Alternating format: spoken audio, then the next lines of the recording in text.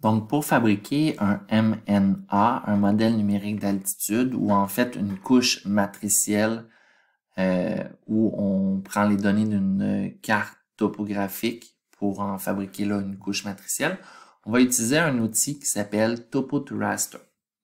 Cet outil-là fait partie de l'extension Spatial Analysis. Pour le trouver, on s'en va dans Search.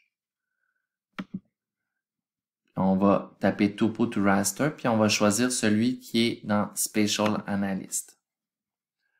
Ensuite, on va aller choisir notre couche contour pour débuter.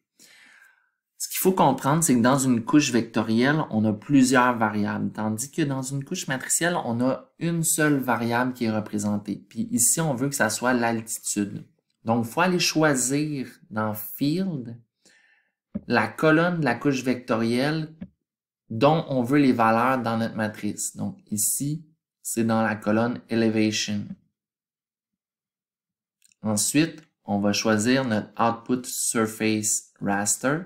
C'est en fait le nom de la matrice puis son emplacement.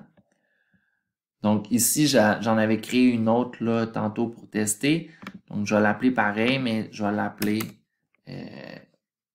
031 PDEM. Puis je l'enregistre dans Analyse. Fait que si on vérifie ici, je suis sur le bureau, TP5, Analyse, 031 PDEM. Puis je veux que les carreaux, en fait, les cellules de ma matrice aient 100 mètres de côté. Je peux faire OK.